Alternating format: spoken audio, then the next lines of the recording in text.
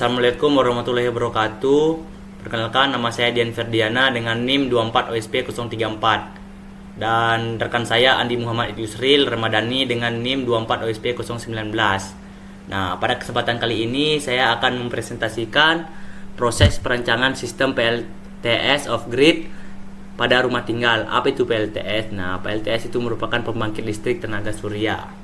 Nah, baik, sebelum kita melanjut ke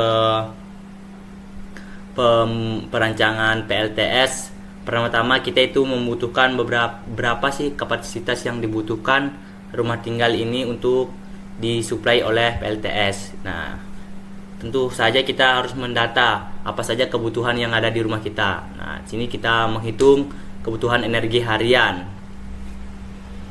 Nah, pada rumah tinggal yang kita data di sini memiliki beberapa beban, yaitu yang pertama lampu, kedua rice cooker, 3 TV, 4 dispenser, 5 kulkas, 6 mesin cuci, 7 kipas angin. Nah, lampu di sini membutuhkan daya yaitu 84 watt. Nah, dengan lama menyala atau lama digunakan dalam sehari itu 12 jam. Jadi 84 dikali 12 jam yaitu adalah 1008 watt. Nah, 1008 watt ini dibutuhkan untuk kapasitas untuk daya energi harian pada lampu. Nah, begitu selanjutnya dengan rice cooker dengan membutuhkan daya yaitu 400 watt, menyala selama 12 jam, energi hariannya 4800 watt. Begitupun selanjutnya TV dengan daya membutuhkan daya 400 watt, menyala selama 3 jam. Dalam sehari itu biasanya paling digunakan ya sekitar 3 jam itu TV dengan energi harian 1200. Itu pun nah, kalau untuk dispenser ini 24 jam karena kan itu kan panas sama dinginnya itu dibutuhkan juga. Jadi itu sehari itu energi yang dibutuhkan itu lumayan boros ini 9120.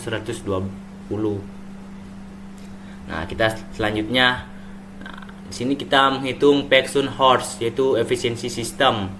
Nah, Paxson Horse adalah atau PSH adalah ukuran intensitas sinar matahari maksimum yang diterima suatu lokasi dalam sehari. Untuk daerah Makassar itu rata-rata sekitar 4 sampai 5 jam yang krusial untuk perhitungan efisiensi sistem panel surya. Biasanya itu 4 sampai 5 jam itu puncak panasnya itu untuk di daerah kita ini dari jam 10.00 sampai 14.00 biasanya jam 2. Nah, efisiensi sistem PLTS juga dipengaruhi oleh berbagai rugi-rugi. Nah, seperti rugi-rugi inverter. Nah, umumnya itu 5%, efisiensinya 95%. Rugi kabel DC sekitar 2%, rugi charger kontrol sekitar 3%, rugi suhu panel surya sekitar 10%, rugi debu dan kotoran sekitar 5% untuk daerah perkotaan. Kalau untuk desa itu biasanya lebih kurang.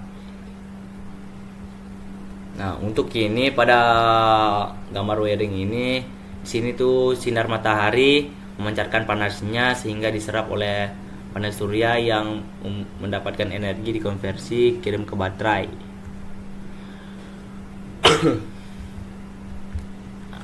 Zizing daya array panel surya. Nah, sini tuh untuk menentukan daya array panel surya yang dibutuhkan kita menggunakan rumus PPV sama dengan ELOT atau PSH dikali DF, di mana ELOT adalah kebutuhan energi harian dan DF adalah faktor rugi-rugi sistem. Kebutuhan energi harian adalah 22 kilowatt. Untuk Paxson Horse PSS rata-rata yang digunakan adalah 4 jam.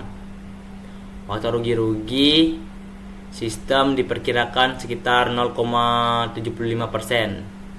0,75 atau 75%. Perhitungan daya harian 4 dikali 0,75 sama dengan 7.333 WP. Penentuan jumlah modul surya. Setelah mengetahui daya array-nya yang dibutuhkan, langkah selanjutnya adalah menentukan jumlah modul surya. Jika menggunakan panel 550 WP, jumlah modul yang diperlukan adalah Sini berapa daya yang dibutuhkan. Sini kita menghitungkan daya arraynya itu dibutuhkan sekitar 7330 WP, daya per modul 550 WP. Perhitungannya itu berarti 7330 WP dibagi 550 WP, berarti kita membutuhkan 13,33 modul. Jadi dibulatkan itu kita membutuhkan 14 modul.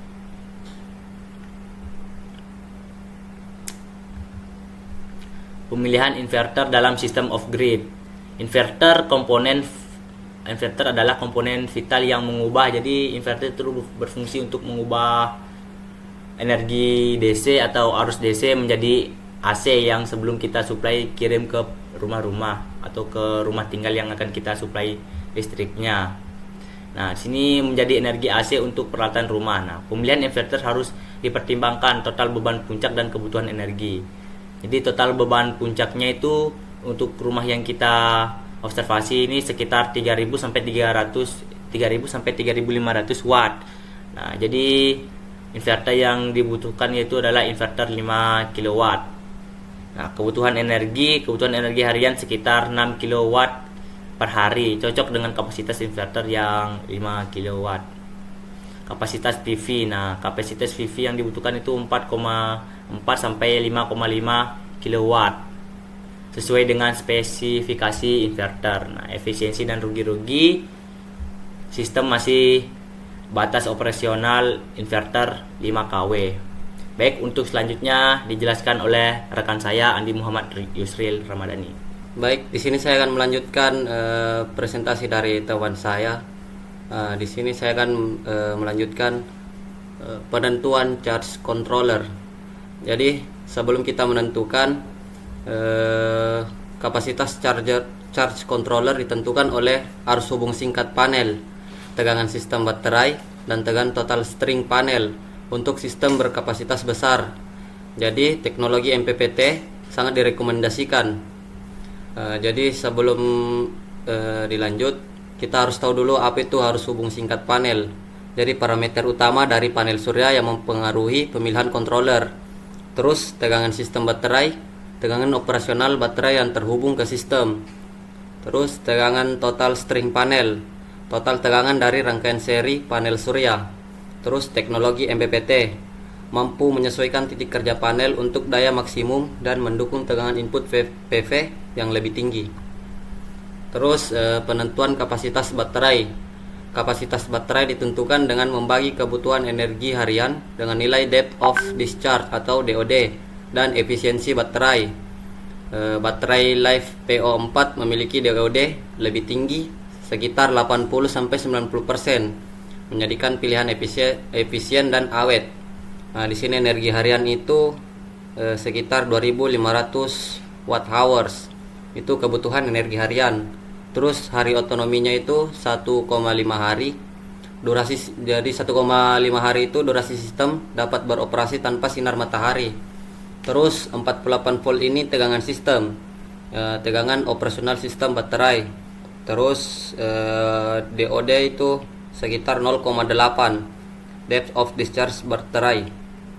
Terus efisiensi baterai itu sekitar 0,95. Terus dengan perhitungannya C baterai sama dengan 2500 watt hours dikali 1,5 hari, terus dibagi 48 volt dikali 0,8 terus dikali 0,9, didapat hasilnya sekitar 102,8 ampere hours. Jadi kapasitas baterai yang dibutuhkan adalah sekitar 103 ampere hours pada tegangan 48 volt.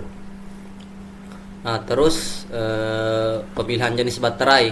Jadi pemilihan jenis baterai itu saya memilih Life PO4. Dia itu jenisnya baterai lithium iron phosphate. Jadi baterai Life PO4 ini pilihan yang paling umum dan direkomendasikan untuk sistem PLTS rumah tangga karena keunggulannya.